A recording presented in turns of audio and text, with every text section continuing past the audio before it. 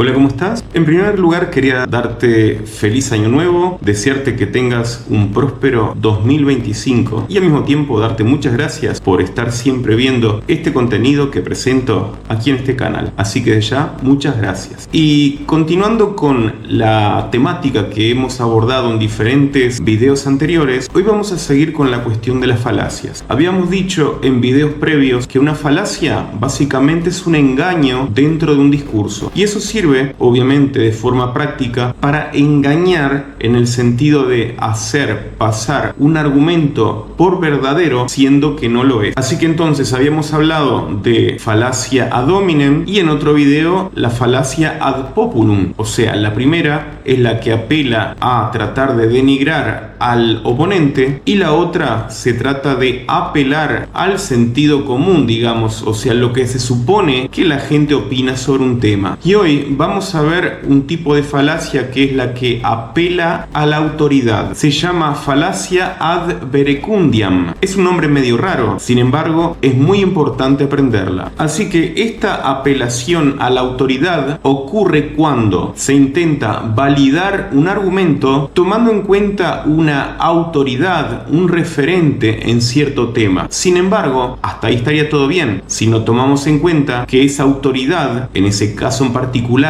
no tiene nada que ver, o sea, que no es experta o relevante en ese tema discutido. Y esta falacia es muy común en los debates, en la publicidad y también en los discursos. Y en general suele ser muy persuasiva porque se apoya en la confianza en la que tenemos las personas en referentes de autoridad. Así que entonces, una falacia de autoridad sucede cuando la autoridad no es experta en el tema, o sea que la persona citada tiene relevancia en otro campo diferente al cual se está argumentando. Cuando se refiere a temas que son no tan importantes, no pasa nada, porque cuántas veces hemos visto, por ejemplo, a jugadores de fútbol que hagan referencia a papitas, a diferentes tipos de comida, elementos cosméticos, etc. Hasta ahí no habría problema ninguno. El tema cuando ya son cuestiones mucho más críticas para nosotros. Es como que, por ejemplo, dijeran, el actor fulanito de tal dice que vacunarse es bueno, por lo tanto, si él lo dice, debe ser verdad. Y hay mucha gente que cree eso, o se deja llevar por cuestiones también cuando se refiere a las elecciones, ¿sí? Van a votar a alguien en particular, y como el cantante o la cantante, o el actor o la actriz fulanito de tal apoya a alguien, la gente termina entonces apoyando también solamente porque sigo a fulanita, y como me cae bien, voy a elegir a ese. El segundo punto tiene que ver cuando esa autoridad es irrelevante, o sea, no aporta nada, o sea que esa autoridad no tiene nada que ver con ese tema, no tiene relación directa con ese tema tratado. Por ejemplo, el influencer fulanito de tal dice que esta dieta es buena, así que debe tener razón. En este caso, suponiendo que es un influencer que no tiene preparación ninguna con respecto a ese tema de salud. Ahora, si escuchamos a un influencer, como hay un montón en internet que son médicos, especialistas en esa temática, ahí estaría bien, no sería una falacia. Y en tercer lugar, se apela a la infalibilidad de la autoridad, asumiendo como si las autoridades nunca cometieran errores, lo cual obviamente no es cierto. Y eso sucede, por ejemplo, en el mundo farmacéutico, cuando se presenta una solución nueva a un problema de salud y se trae a las pantallas expertos. Ahora, la cuestión no es solamente que esa persona sea experta en cuestiones de salud, sino también está la cuestión de esa novedad que trae, ¿está avalada por quién? ¿Qué estudios hay detrás? Por ejemplo, imaginemos que alguien dice, el premio Nobel dijo que eso es así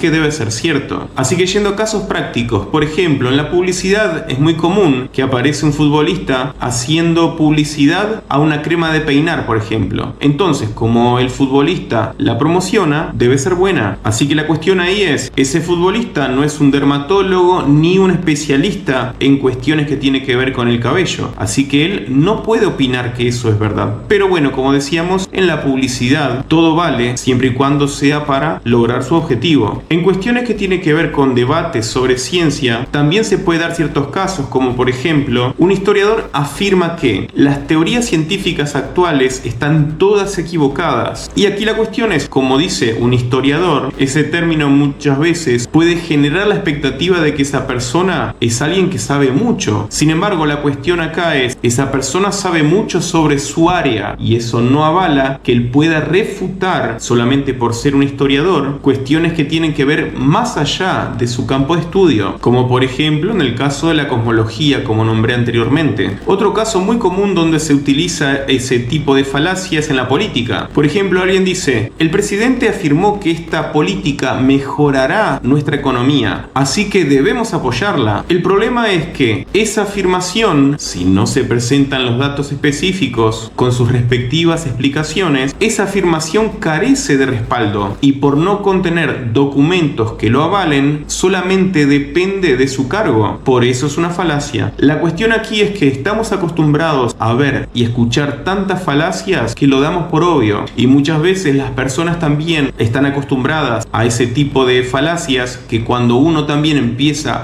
a criticar, en el buen sentido de la palabra, a cuestionar, muchas veces nos tachan de contrarios o algo similar. Pero recordemos que el objetivo es colocar en práctica nuestro pensamiento crítico para poder tomar decisiones razonadas. Y esto al fin y al cabo funciona la gran mayoría de las veces porque, como dije anteriormente, nosotros somos muy afines a aceptar las opiniones de personas que son reconocidas socialmente y que tienen un gran prestigio. Y también por la cuestión de que las personas reconocidas tienen un gran impacto emocional sobre nosotros y eso desvía el pensamiento crítico. Y se usa mucho también porque es una estrategia fácil de poder lograr el objetivo que se tiene al apelar a una autoridad, aunque no importe si el campo pertenece a lo que está afirmando. Y eso es mucho más simple que tratar de construir todo el argumento para convencer a la gente. Y repitiendo lo que dije anteriormente, eso es muy común en la política. Muchas veces votamos a candidatos solamente porque es del partido X o el partido Z y no miramos las propuestas que tienen. Y esa es la mentalidad que muchas veces nos han colocado como forma de vida. Hoy en día tenemos solamente el partido A y el partido B. Ese es el objetivo. ¿Para qué? Para que tengamos dos opciones. Y en general se apela a la autoridad, a un partido determinado, sin cuestionar qué es lo que está ofreciéndonos. Recordemos que ese argumento no es falaz cuando la persona que está argumentando es un especialista verificado en el tema, es una persona que tiene experiencia comprobada, que sabe de lo que está hablando. Cuando hablamos de economía y alguien está afirmando algo, esa persona debe ser un referente, porque opinar podemos opinar todos. Ahora, si opino con argumentos sólidos, respaldados en personas que realmente saben de la temática, es otra cuestión. Así que entonces, ¿cómo detectamos y evitamos esas falacias? En primer lugar, hacemos lo siguiente: verificar la relevancia de esa autoridad. ¿Es experta en ese tema? Por ejemplo, un médico opinando sobre salud y un deportista opinando sobre deporte. Recordemos que el punto no es dar una opinión sobre lo que me parece, sino que estamos opinando o dando nuestro punto de vista sobre temas críticos. Otra forma también de poder evitar ese tipo de falacias es buscar informaciones adicionales, no quedarse con lo que esa persona está afirmando. Hay que buscar realmente. Vamos a un caso práctico. Por ejemplo, vemos un tipo de comida rápida. Imaginemos, por ejemplo, un caso de unas papitas que son ultra procesadas. Viene el deportista fulanito de tal o el artista que es muy conocido de mi parte o de mis hijos y dice que este tipo de comida rápida es muy importante, nutritivo, tiene vitaminas y un montón de cosas. Ahora, para poder ser críticos y realmente verificar qué permitimos que nuestros hijos coman, hay que hacer una pequeña investigación, porque de esa manera nosotros podemos ser realmente críticos al momento de permitir que cosas sucedan con nuestros hijos. Y ni que hablar con nosotros mismos también. La comida que ingerimos, las bebidas también que llevamos a nuestra boca, es fundamental analizarlas si queremos una calidad de vida lo mejor posible para nosotros. Y obviamente que esto contrae cuestiones negativas, como por ejemplo que genera confusiones, ya que se evita tratar el argumento en cuestión y se desvía hacia el encandilado que genera la imagen de esa autoridad que no tiene nada que ver con ese tema. Otra cuestión es la mala toma de decisiones. Al guiarnos por las emociones, terminamos no tomando las decisiones que sean mejores para nosotros. Y bueno, y si estamos en un debate profesional, digamos, utilizar este tipo de falacia hace que nosotros perdamos credibilidad delante del oponente. Así que este tipo de falacia, que es muy común, es bastante peligrosa en temas críticos. Por eso es fundamental que las identifiquemos y podamos debatirlas, si es frente a un conjunto de personas o inclusive para uno mismo, para no creerse todo lo que se dice. Y como había afirmado anteriormente, este tipo de falacia que apela a las autoridades reconocidas como influencers, artistas, etcétera, es muy común. Entonces, cuando tienen que ver con temas que son decisivos en nuestras vidas, es importante analizar realmente qué es lo que estamos eligiendo. Así que si te ha gustado este contenido, si te ha servido, te invito a que veas el video a continuación, que te va a seguir ayudando a crecer en este mundo de la retórica y del pensamiento crítico. Así que nos vemos en el siguiente video.